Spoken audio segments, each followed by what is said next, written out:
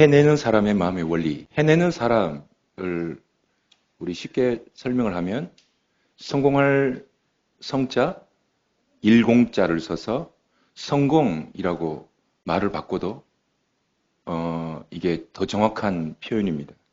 근데 사실 우리가 성공이라고 우리가 말을 제목을 붙이면 많은 분들이 어디서 어떻게 이 성공이라는 단어를 배우고 이 단어를 성경적이 아니라고 이게 이 잘못된 세계관이죠.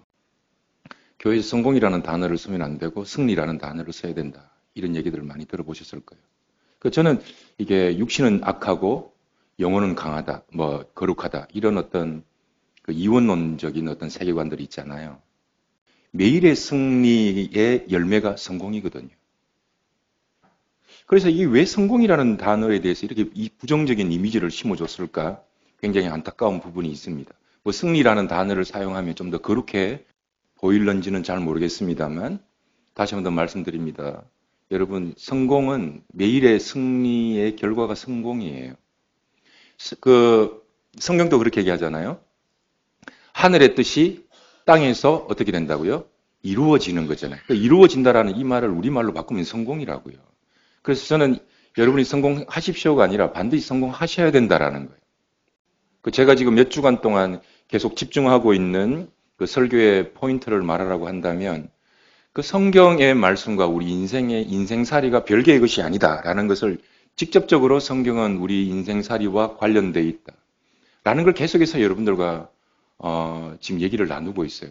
왜냐하면 교회에서 성경 설교 말씀과 성경 말씀이 우리 삶과 너무나 동떨어져 있기 때문에 교회 안에서는 열심히 하고 잘하는데 밖에 나가면 전부 다 실패한단 말이죠. 그러면 이제 제가 목회자로서 고민이 있을 것 아니에요? 도대체 성경이 이 시대에 깨어진 가정에 대안이 있는가? 어떤 소망이 있는가? 아직까지 이 사회를 향한 가장 확실한 그 솔루션, 해결책이 성경이라고 말할 수 있는가? 그래서 성공 도표를 만들어 봐야겠다라는 생각을 했었습니다. 여러분, 우리가 복음학교 때 자기장의 방향이 전류의 흐름을 만들어낸다 그랬죠. 고등학교 때, 중학교 때 배웠던 것처럼. 이런 겁니다. 성공 마인드, 성공 도표가 있는데 첫 번째는 이게 주목으로 표현한다면 성공 마인드예요. 나는 성공할 수 있다. 성공해야 한다라는 마인드입니다. 여러분 실패와 성공하는 사람들의 마인드를 살펴보면 마음을 살펴보면 이 마인드가 굉장히 약해요. 성공해야 된다, 성공할 수 있다라는 마음이 굉장히 많이 약해져 있단 말이에요. 그러면 이제 성공해야 된다라는 마인드죠. 그리고는 인생의 순방향입니다. 역방향으로 가면 인생 성공할 수 없죠. 순방향으로 갈 때 dump. 인생은 success in my life. 내 인생은 성공한다. 따봉 되는 거죠. 요즘 따봉 쓰면 올드 세대인지 알죠? 그래서 따봉이라는 말 안 쓰고 내 인생은 successful, success 한다. in my life 하는 겁니다. 성공 도표, 성공하기를 원하시는 분들은 성공 메커니즘, 성공 마인드 두 개를 가져야 된다. 그걸 말씀을 드리겠습니다. 성공 메커니즘 크게 네 가지입니다. 하고 싶은 일, 해야 하는 일, 잘하는 일, 즐기는 일, successful, success in my life. 따봉 이렇게 나오는 겁니다. 하나씩 찾아볼 겁니다. 하고 싶은 일은 집중하는 거고요. 제가 지금 쓰는 단어를 유심히 들었으면 좋겠습니다. 하고 싶은 일을 어떻게 발견하는가? 집중할 때 하고 싶은 일이 해야 하는 일으로 바뀌어요. 연결하는 거죠. 그러니까 해야 하는 일은 연결해야 되고 해야 하는 일은 잘해야 합니다. 그래서 훈련해야 하고 훈련하고 다스리는 그 일을 나중에 즐기게 될 때 그걸 비전이라 그래요. 꿈이라 그래요. 소망이라 그래요. 무슨 말인지 아시겠죠? 좋아하는데 잘하지 못하잖아요. 자기 일 아니에요. 좋아하는 것 아니에요.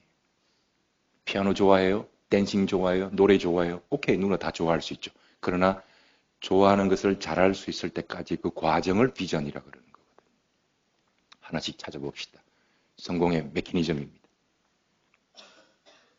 첫 번째, 하고 싶은 일에 집중하라. 살펴보라.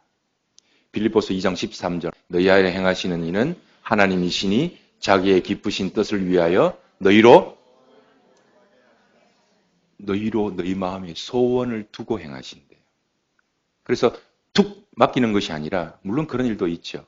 그러나 대체로 하나님께서는 좋아하는 일, 하고 싶은 일을 마음에 소원을 두고 행하십니다. 그래서 여러분들은 첫 번째, 내가 좋아하는 일이 뭔가를 찾아보시려면 집중하셔야 돼요. 그러니까 여러분들이 나에게 주어진 탤런트, 재능, 기프트가 있단 말이에요. 그걸 여러분 감사하지 못하면 늘 비교하다가 자기에게 고유하게 하나님 주신 것들을 잊어버려요. 분명히 그 사람은 그걸 잘해요. 잘하는데 쓸데없이 비교해서 그 사람보다 못한다고 여겨서 안 하시는 경우, 그 필요 이상으로 겸손하신 분들이 굉장히 많다고요. 집중하셔서 여러분이 여러분 속에서 잘하는 일들을 집중하셔야, 좋아하는 일들을 집중하셔야 발견할 수 있습니다. 두 번째, 이 좋아하는 일을 해야 하는 일로 승화, 격상, 연결하는 겁니다. 그러므로 주 안에서 갇힌 내가 너희를 권하노니 너희가 부르심을 받은 일에 합당하게 행하라. 부르심이라는 컬링 아닙니까? 소명 아닙니까? 합당하다라는 건 뭔가 하면 하나님의 콜링에 소명의식을 내가 잡는 거거든요. 좋아하는 일을 격상시킬 때 하나님과 연결해서 소명의식과 이거 내가 해야 하는 일이구나로 끌어올리는 겁니다. 성공 메커니즘이라고 그랬습니다. 원리예요. 원리. 세 번째, 해야 하는 일을 잘하는 겁니다. 4장 3절 시작. 평안에 매는 줄로 성령이 하나 되게 하신 것을 힘써 지키라. 이게 테레오라는 헬라어거든요. 주의 깊게 관찰하다. 히브리어로 바꾸면 샤마르거든요. 지키다라는 뜻인데 이 단어가 어디 나온 줄 알아요? 하나님께서 아담에게 에덴을 다스리라라고 말할 때 이 단어입니다. 힘써 지키라. 그러니까 care for, 케어하는 거죠. 다스리는 거죠. 관리하는 거죠. 가꾸는 거죠. 우리말로 하면 훈련하는 겁니다. 잘하는 일을, 좋아하는 일을 해야 하는 일로 해야 하는 일을 잘하려면 반드시 훈련해야 합니다. 마지막 네 번째, 이 좋아하는 일을 소망으로 격상시키려면 즐겨야 돼요. 에베소서 4장 4절 시작. 몸도 하나요, 성령도 한 분이시니 이와 같이 너희가 부르심의 한 소망 안에서 부르심을 받았느니라. 부르심의 한 소망, 골인 겁니다. 그걸 즐기는 거죠. 여러분, 이 성공 메커니즘이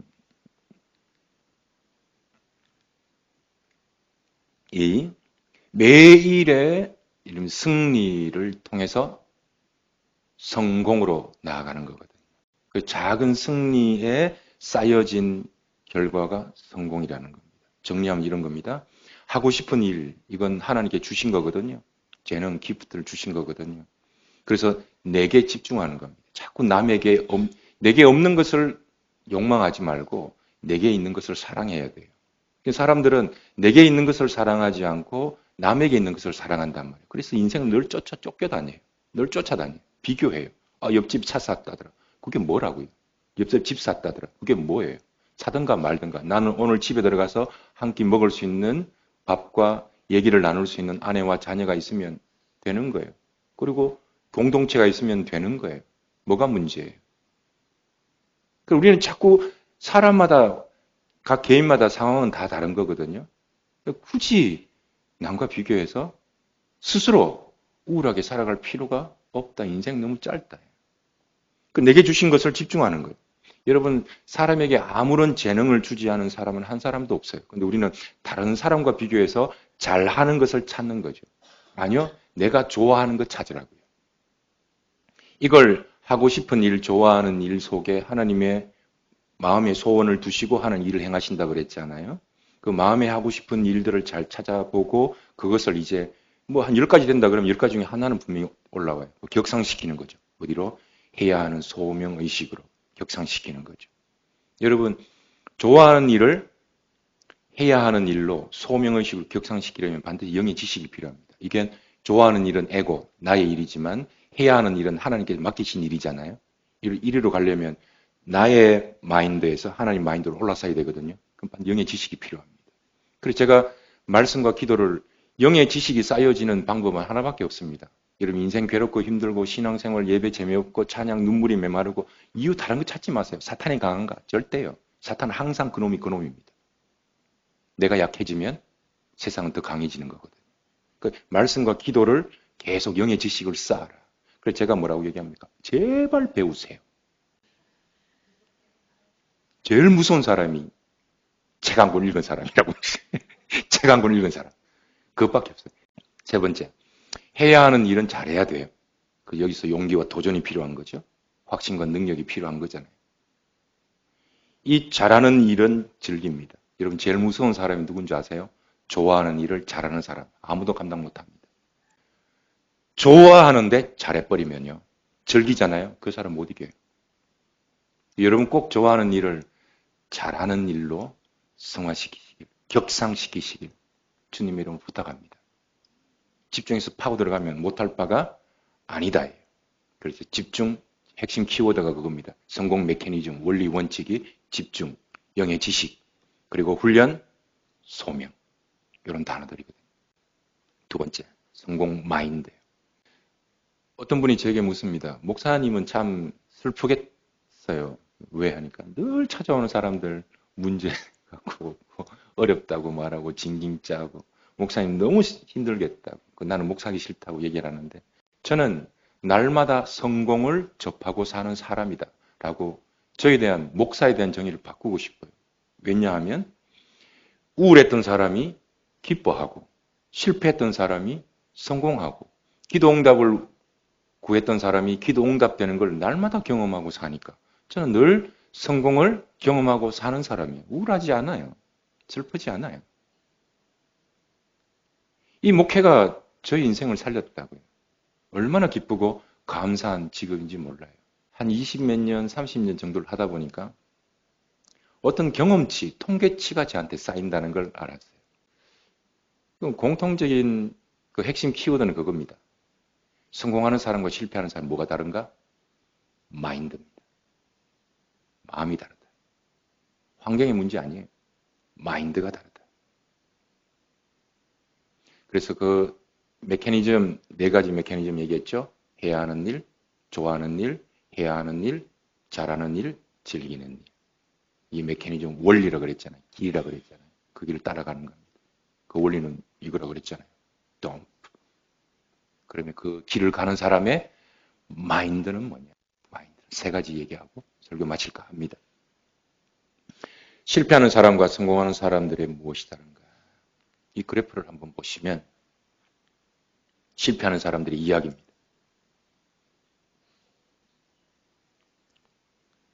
실패하는 사람들은 이상한 세계관, 이상한 확신들이 있는 것 같아요. 뭔가 하면 내가 노력한 만큼 결과가 나와야 한다는 마인드를 가지고 있어요.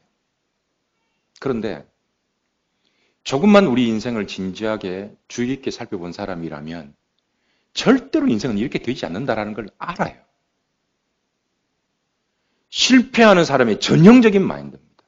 내가 열심히 하면, 내가 노력하면 반드시 세상은 나를 도와줘야 되고 보상해야 되고 무엇인가 나는 인정받아야 한다는 생각이 깊이 박혀 있습니다.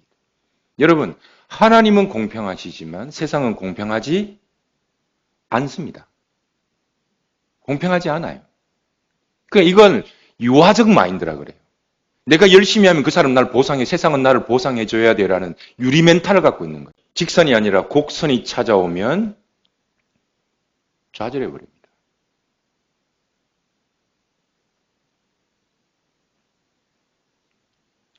그래서 우리 인생은 직선 그래프가 아니라 곡선 그래프다. 인생이 상승세가 있겠죠. 또 하락세가 있습니다. 끊임없이 상승과 하락을 번갈아 가면서 반복하더라라는 거예요. 근데 이 기간이 되면 인생에 한 번씩 찾아오는 인생의 기울기가 있단 말이에요. 좀 더 하락 곡선에서 기울기를 만들었다고요. 안 되는 사람의 마인드, 두 번째. 이 인생의 굴곡점, 기울기점에서 사람들은 어김없이 실패한다. 나는 안 돼. 실패라는 걸 점 찍어버려요. 이번 생은 안 돼. 이번 프로젝트는 안 돼. 점 찍어버려. 여러분 소설을 쓰다 보면, 소설을 읽다 보면 처음에 발단이 있잖아요. 발단 다음에 발단이 있다가 그냥 결혼했다, 잘 살았더라 하면 재미 하나도 없잖아. 소설에 발단이 있으면 반드시 발단 위기가 찾아오기 전에 전개가 있습니다. 그래서 아침 드라마가 재밌는 이유가 그거잖아요. 우리 엄마가 아니더라 이런 거 있잖아요. 청소하는 저분이 너희 엄마더라. 이게 뭐 발단이 있는 거잖아요. 전개가 있는 거잖아요. 갈등이 시작하는 부분이거든요. 근데 실패하는 사람들의 전형적인 마인드가 뭔가 하면 갈등을 실패라고 생각한다니까요. 그래서 좌절 마인드를 갖고 있느냐 혹은 이게 과정이라고 여기느냐의 문제예요. 여러분 생각해 보시면 돼요.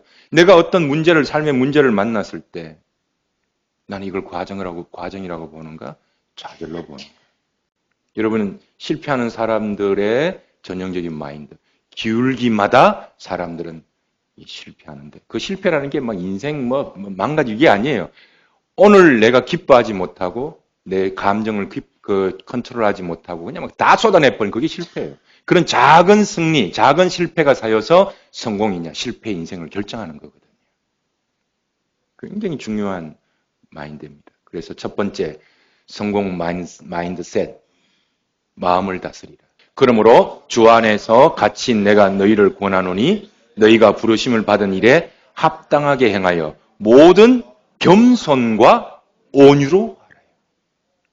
성공 메커니즘, 성공의 원리를 찾아가는 사람의 성공 마인드가 중요하다고 그랬죠. 첫 번째 마음을 다스리는데 그 마음에 성경이 원하는 마음은 마인드셋은 겸손과 온유예요. 그럼 겸손은 뭐예요? 겸손이라는 단어는 타페이노스라는 땅이라는 단어와 휘페레코라는 위를 보다예요. 그러니까 겸손은 뭔가 하면 땅, 자세를 낮추는 사람, 그러나 눈은 위를 보는 고상함을 잃지 않는 그 두 가지 마음이 겸손입니다. 여러분 세상은 낮추기만 하면 세상은 밟아버려요. 여러분 절대로 세상에 나가서 교인들은 착해야 된다. 아무도 그런 말 한 적 없습니다. 교인이 왜 착해야 돼요? 여러분 그런 불필요한 신화에 걸리지 마시길 바랍니다. 교회는 모든 것 다 허용하지 않습니다. 왜 교회가 착해야 돼요? 진리를 향해 가는 거예요. 비진리에 대해서는 자유해버리는 거예요. 그러면 두 번째 갖고 있는 게 휘페레코, 눈은 하늘을 향합니다. 땅은 겸손해야 되죠. 땅, 겸손한, 그러나 눈은 말씀을 향하여 고상함을 잃지 않는 사람, 이 두 가지를 겸비한 사람이 겸손이다. 쓸데없이 자존감은 낮고 자존심이 센 사람들이 있단 말이에요. 아무것도 아닌 일에 화를 낸단 말이에요. 오늘 아름다워 보입니다. 원래는 아름답지 않았냐고. 칭찬을 하지 말아야 돼요. 칭찬을. 오늘 머리 옷 이쁜데 그러면 지난주에는 안 이뻤어요? 겁난다니까요. 여러분 땅 자세를 낮추다. 굳이 일을 왜 못합니까? 여러분 자존감이 낮은 사람은 자세를 못 낮춰요. 회사에서 굳이 일을 왜 못해요? 갖고 오세요 하면 왜 못 갖고 와요? 사장님이 왜 못 갖고 와요? 사장님이 싫으면 나가서 회사를 차리던가, 그럴 실력이 안 되면 사장님한테 고개를 숙이던가. 어려운 일을 왜 못합니까? 왜 좌절을 할 수 없습니까? 왜 뜻대로 되지 않는 일들이 없습니까? 나는 땅에 길 수 있다라는 마인드를 가져야 돼요. 실패할 수 있다, 좌절할 수 있다, 안 될 수 있다라는 마인드가 여러분 속에 항상 있어야 합니다. 왜 여러분이 무엇인데 항상 성공만 해야 합니까? 그러나 어떤 때라도 나는 말씀을 향하여 고상함을 잃지 않겠다. 여러분 그 사람 절대로 무시 못합니다. 여러분 자세를 낮추어서 사람들이 무시하는 게 아니에요. 말씀의 고상함이, 그 사람의 고상함이 없어서 무시당하는 거예요. 세상은 겸손한 사람을 반드시 좋아합니다. 어느 공동체 똑같아요. 여기도 공동체 아닙니까? 겸손한 사람 좋아합니다. 어떤 사람은 늘 자기 얘기만 하는 사람이 있어요. 남의 얘기를 도무지 들을 줄 모르는 사람이 있어요. 그 사람은 세상 사람들도 안 좋아합니다. 겸손한 사람은 어떤 사람입니까? 얘기를 들어주는 사람이에요. 그래서 그렇다고 말하는 사람. 온유, 겸손과 온유잖아요. 온유가 뭡니까? 프라우스. 제가 여러 번 단어를 말씀을 드렸죠. 뜻이 뭔가 하면 사나운 짐승이 주인에게 길들여지다예요. 훈련받다예요. 여러분 겸손하려면 훈련되어져야 합니다. 여러분 실패할 수 있습니다. 좌절할 수 있습니다. 깨어질 수 있습니다. 무시당할 수 있습니다. 거기에 흔들리지 마시기를 주님을 축원합니다. 뭘 그런 일에 말에 걸려서 넘어져서 목사님 마음이 너무 아프다고 어떤 권사님한테 싫은 소리를 들었나 봐요. 아유 어떻게 그런 소리를 들었습니까? 집사님 이해하세요. 언제 그런 일이 있었습니까? 7년 전에 7년 전에 정말 7년 동안 얼마나 열심히 설교를 했는데 7년 동안 그 말 한마디를 못 벗어났어요. 넘어가 버리세요. 실패할 수 있고 좌절할 수 있다. 마인셋을 가져라. 겸손하십시오. 나는 땅으로 기를 수 있다. 땅바닥 닦을 수 있다. 두 번째, 관계를 다스려라. 시작. 오래 참음으로 사랑 가운데서 서로 용납하라. 사람은 크게 두 가지 실패해요. 하나는 자기와의 관계에서 실패하고 다른 하나는 남과 타자와의 관계에서 실패해요. 여러분 옛말에 이런 게 있습니다. 천하를 얻으려면 무엇을 얻어라? 사람을 얻어라. 여러분 교회의 부흥은 어디서 오는지 아십니까? 사람을 통해서 옵니다. 사람을 얻으려면 관계가 좋아야 합니다. 관계에서 실패하는 사람의 특징은 자신에게 지나치게 관대하다. 남에게 지나치게 깐깐하다. 이게 뒤바뀌어야 돼요. 자신한테는 깐깐해야 되고 남한테는 관대해야 돼요. 지는 짜증낼 거 다 내고 남 좀 싫은 말 하면 그걸 막 못 참는 사람이 있다니까요. 그러니까 자기한테는 깐깐하고 남에게는 관대. 이게 지금 세상 이야기예요. 성경 이야기예요. 이건 모르는 사람 누가 있어요? 근데 이런 걸 하나도 안 하고 기도만 한다고요? 그 기독교 아닙니다. 운동 하나도 안 하고 축구 잘하도록 기도한다고요? 그 기독교 아니에요. 성공만 하면 되지 왜 관계가 좋아야 하냐고 물을 수 있겠지만 여러분 성공이 거기서 터져나와요. 사람을 통해서 길이 열려버려요. 귀인을 만난다니까요. 우리말로 복음학교 말로 하면 타자의 관계 속에서 자기 자신을 발견하기 때문에 그래요. 자기 혼자 자기 자신을 발견하지 못해요. 타자와의 관계 속에서 자기 자신을 발견한다. 새로운 연령 구분이에요.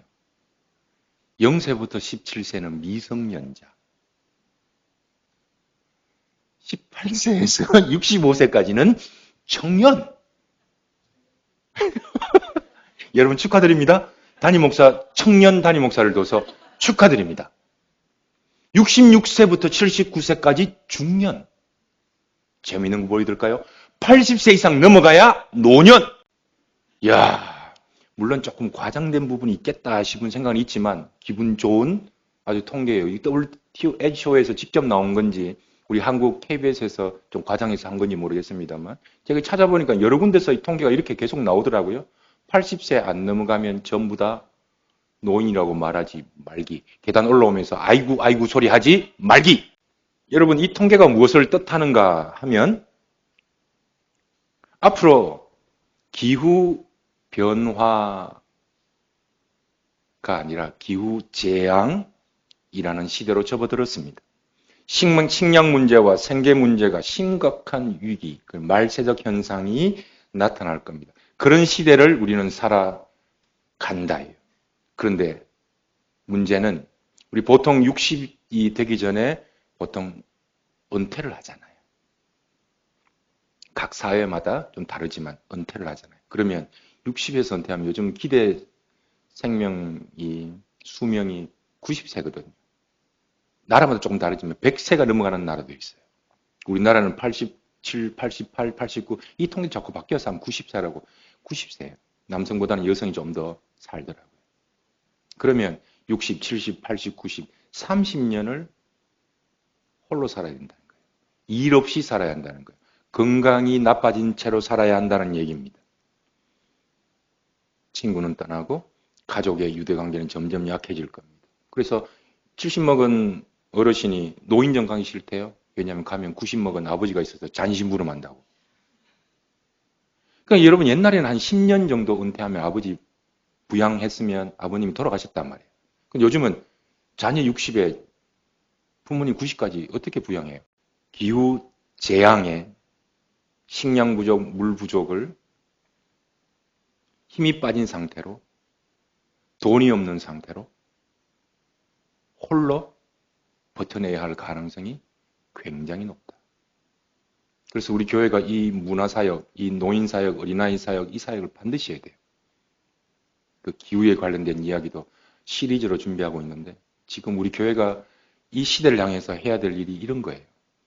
그런데 친구는 없죠.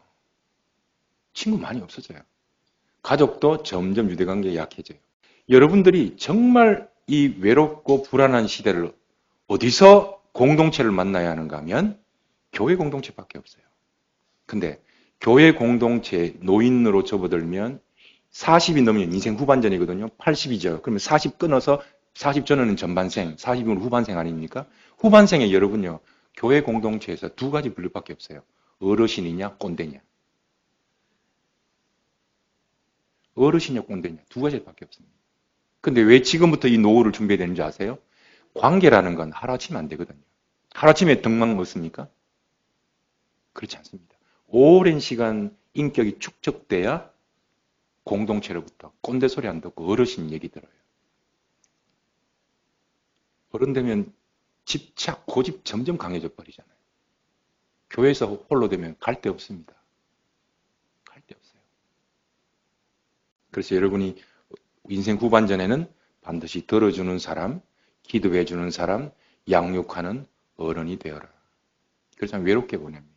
외롭게 보내요. 관계에 반드시 성공하시라. 성공 마인드입니다. 마지막 세 번째, 기억 잘했으면 좋겠습니다. 영성을 다스리라. 성공 마인드 세 가지였죠. 마음을 다스리라, 관계를 다스리라, 영성을 다스리라. 시작. 이는 우리가 이제부터 어린아이가 되지 아니하여 사람의 속임수와 간사한 유혹에 빠져 온갖 교훈과 풍조에 밀려 요동하지 않게 하려 함이라. 오직 사랑 안에서 참된 것을 하여 범사에 어디까지? 그에게까지 자랄지니라. 여러분 성공 마인드의 핵심은 영성을 키우는 겁니다. 말씀을 먹고 영의 지식을 쌓고 기도해서 영적 힘을 쌓는 겁니다. 여러분 하나님은 세상을 다스리라고 용기를 주시고 하늘의 일을 땅에서 이루어내라고 우리에게 통로로 우리에게 가르쳐 주십니다. 그래서 우리는 하나님의 성품을 다 드러내야 할 사람, 풀어내는 사람, 회복시켜야 할 주인공인 나다. 때때로 우리는 자신이 원하는 플랜 A가 깨어지죠. 사람들은 플랜 A가 깨어지면 많이 좌절하죠. 실망할 수 있죠. 어떤 사람에게 플랜 A가 뭐냐고 물으면 성공일 수 있습니다. 나쁜 게 아니잖아요. 어떤 사람에게 플랜 A는 자녀, 좋은 직장, 돈, 어떤 가정일 수 있습니다. 그러나 서두에도 드린 말씀처럼 우리 인생에는 플랜 A만 있는 것이 아니다. 플랜 B도 있다. 제가 말하는 플랜 B는 두 번째라는 B가 아니라 베스트라는 B입니다. 성경이 이렇게 얘기합니다. 여호와의 말씀에 내 생각은 이상되 너의 생각과 다르며